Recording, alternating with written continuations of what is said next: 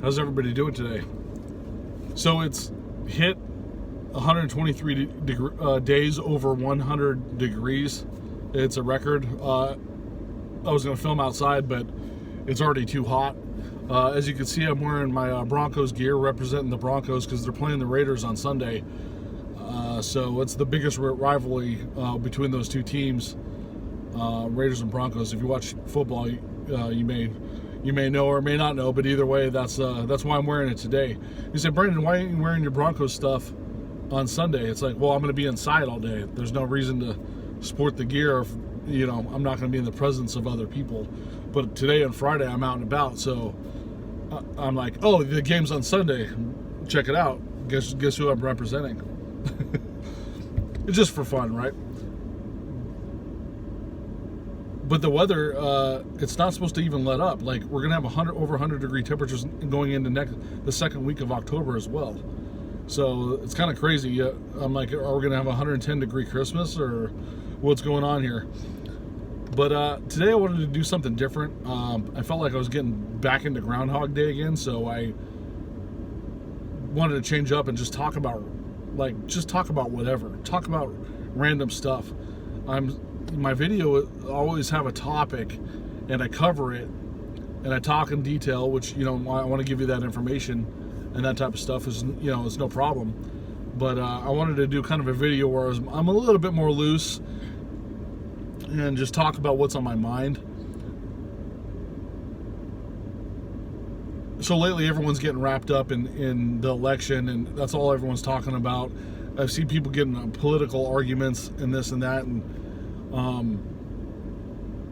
it happens every 4 years, and people get stressed out about it. There's nothing you can do about how it plays out, and everyone's all stressed or get upset, and then it affects how they're driving, and they'll cut you off in the road, or they'll act rude in the store because the emotional tension that happens. And it's no coincidence that they do it every 4 years, because we go on these energy cycles, right?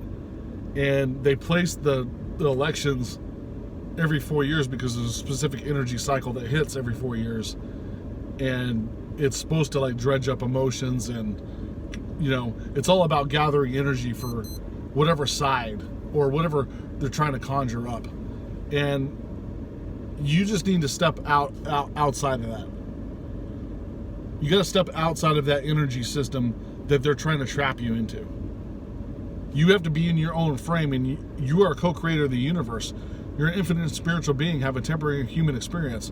Why is a political government decision every 4 years affecting your energy in only one country? This Earth is huge, and this is just one country. You should be worrying about, if you're going to worry about something, worry about the rest of the world too. But they got everyone so energetically focused on what's going on right now in our country, and it dredges up these energies and stuff. You have to center yourself, ground yourself, put you back in your own frame, and basically detach. You have to detach yourself from outcome, detach from that. Don't worry about that. You're creating the world around you by your thoughts and what you're throwing in the subconscious mind. So you want to bring in the serendipity for yourself and not worry about what's going on, what's going on over here. There was I should look up the story, but I can't find it. It was probably like 20 years ago. It was in a foreign country, and there was rioting happening, and people were shooting guns, throwing rocks. It was in the middle of the city. Cops had shields, and they were pushing on the crowd, and the crowd was getting hammered by the batons of the officers, and the pedestrians were, the people in the riot were like grabbing bricks from the buildings that were being broken and hitting the cops with it. And I apologize, I don't remember which country this is, but I'm about to get to the point of the story that's important. It has nothing to do with which country. It doesn't matter what country it is. And there's all this chaos in the street was just crowded with people. There's this older woman. She probably was in her I think she was in her 70s or 80s. She had to get across the street because what was going on the side of the street was there was a lot of chaos, and buildings were getting hit, and she could hear bullets pinging off the building. They're breaking in the glass. There are, bricks being thrown. But on the other side, there was an exit way to get out of there on the, I think it was on the north end, and head the direction where she can be safe. So she knew she had to cross this, go in and out of these people in this riot. And so what she did was she took a step back and closed her eyes, and guess what she did? She started praying that she'll make it safely across. And what had came about her was she had a sense of calmness come over her. She prayed, and then a sense of calmness came over her, and she started walking through the crowd effortlessly, not getting touched. Jam-packed full of people.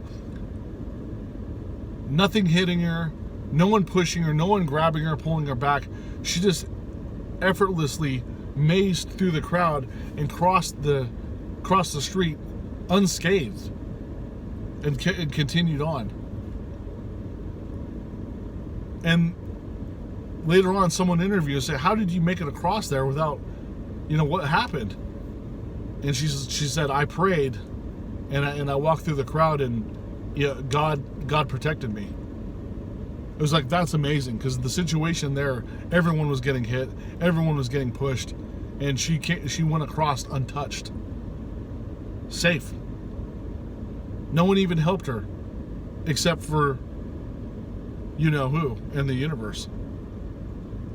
It's not like a guy came up to her and like escorted her through the crowd. She just walked through it like a breeze going through the trees.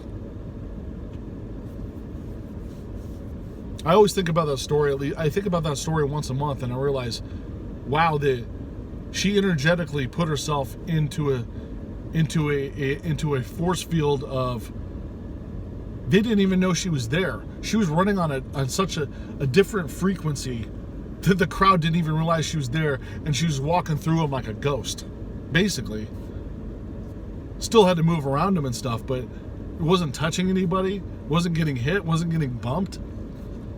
And that's kind of my go-to for realizing the energy power that we have. When we're operating a certain vibration,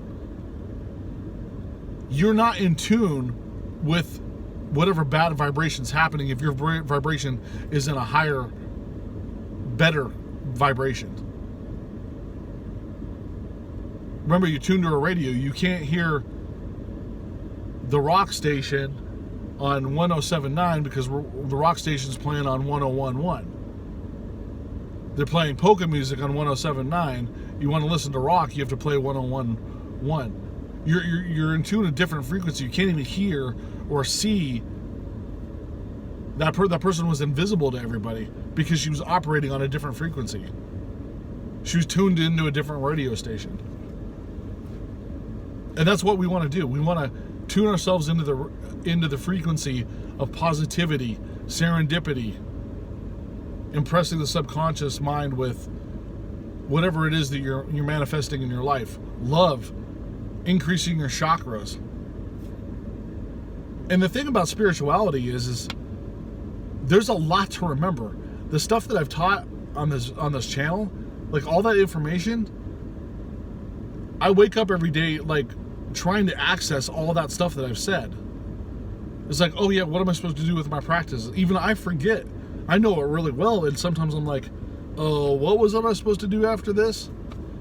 Because you have reality of your everyday life hitting you with things that you have to think of, and then you have the spirituality like, oh no, I'm supposed to do this too. So they're usually in the beginning they're kind of clashing a little bit. So they're fighting for attention, so to speak. That's how I feel when it comes to me. Is everyday life fights for attention against the spirituality practices, because they're kind of in a way like it feels like there's a separation there. And when I take a step back and separate myself from reality and remember that this is a simulation, that's when I can go back into the spiritual stuff and start remembering it again. Because it's tugging at you saying, oh, you're trying to do this, but we're going to bring you back to the way you impressed your subconscious mind in the programming of when you were a child. That's why it's always to go back to reflective what happened in childhood. I thought I had done enough. Like last week, there was something I remembered that was traumatic that I didn't remember before. And I purposely conjured up the emotion because I know that's what you have to do to let it go. I'm like, okay, close my eyes, envelop myself in the emotion that I had at that moment, bring it up to like if it's present, to let it go. Because it was this little black shadow off in the distance that was always lurking behind me that I didn't know it was there. And after I did that, I did feel a little bit better. And now when I think about that event, I don't feel that emotion anymore. That emotion, that negative emotion in it, is not stored for that specific situation that happened when I was a child. It happened at school when it was a situation of bullying that I forgot about. I thought I had already taken care of the bullying stuff when I was a child, but there was another one that I forgot about that actually affected me significantly for the rest of my life, and I remembered it, so I brought it up to let it go, because it wasn't all fixed.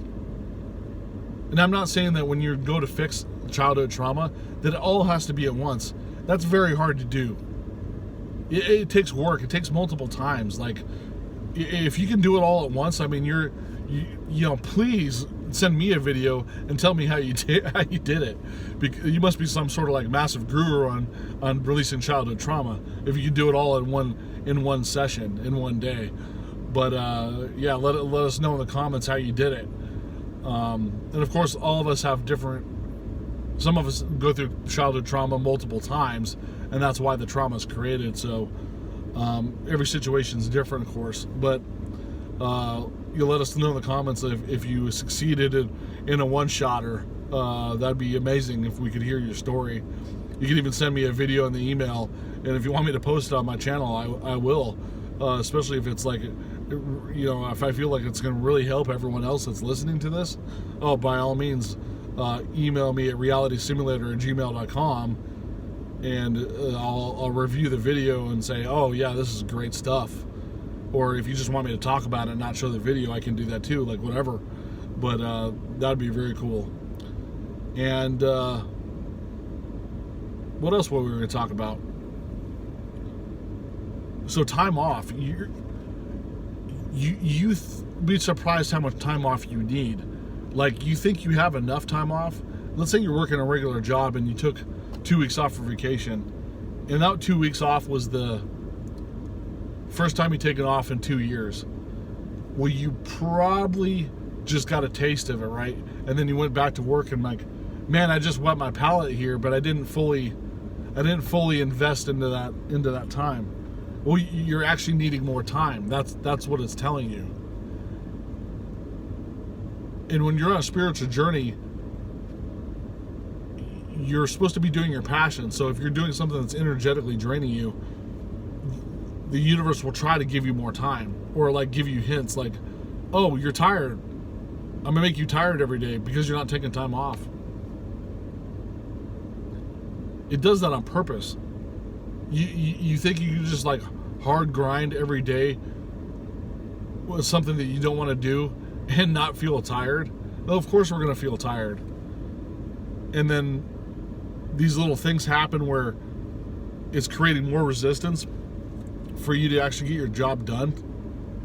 Sometimes you have to take a step back and take more time, or find out why that stuff's happening. What test is being thrown at you that you have to fix in order to stop getting these little hang-ups thrown at you to affect your daily work or your passion or whatever it is you want to talk about. Something else, like if you don't know what your passion is or your hobby, I don't remember if I said this before, but I'll mention it again since I've thought about it. take a piece of paper, write down 25 things that you'd like to do. It could be a hobby, it could be work, it could be just like food tasting, wine tasting, bungee jumping, skydiving, whatever it is that you like or would like to do. Write them all down. Then go through the list and look at them and circle which ones you'd want to do every day. Then when that list narrows down, cross off the ones that you don't think would be abundantly beneficial to you. And the list will get smaller. Pretty soon you'll be down to like 3 or 4 things that could potentially be your passion.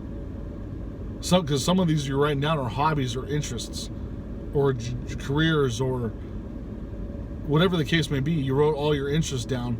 Now you're narrowing down to 3 or 4, and you're like, wow, I've actually honed in, because I was scatterbrained before and I didn't know what to do, but now I got, 2, 3 or 4 things written down that I've narrowed down, and I can actually now pick between these and then drive towards that goal, because you'll be more motivated if you know for sure what you want to do, right?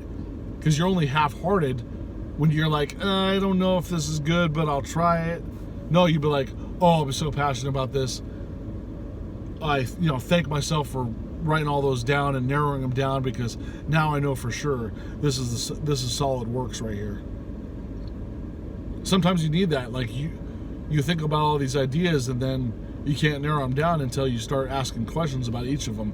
What would I do would I do this job every day? Does it pay what I like it to pay? Is it a diehard passion? Would I be calling off a lot if it's a job that you're working? Or would this affect my family life or my home life? There's a lot of things that are involved that you can narrow down yourself before you even decide. All it takes is a pen, a paper, and a list of 25. I just threw that number out there, 25. But it could be 100, it could be 10.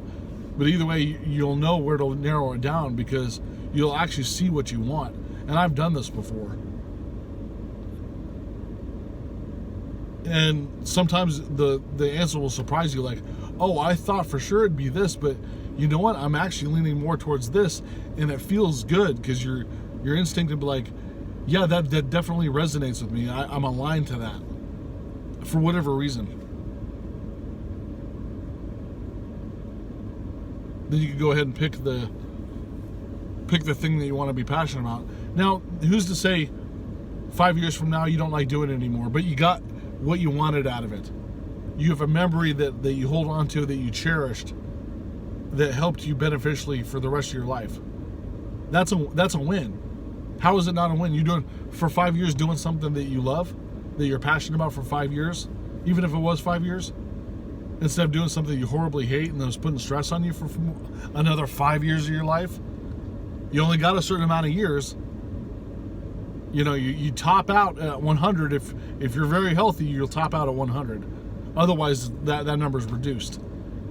And guessing by the demographic of who's watching my channel, you're already halfway there. Half of it's gone. What are you gonna do with the rest of it? It's not saying this to pressure you into getting something quick. It's just helping you align to like really vision yourself and say, wow, all this time has passed, and what did I do? I could have been filling all these little gaps where I was doing something I didn't want to do with something that I really wanted to do, and it would have been fine. I could have chose this, but I chose this. Why? It was just a choice. You look back on it. If you look back on everything you've done in your life, it was a choice you made. But then you look and say, well, if I made this choice, I could have just done this. Yeah, you could have, because it is based on choice. So right now, let's make a choice.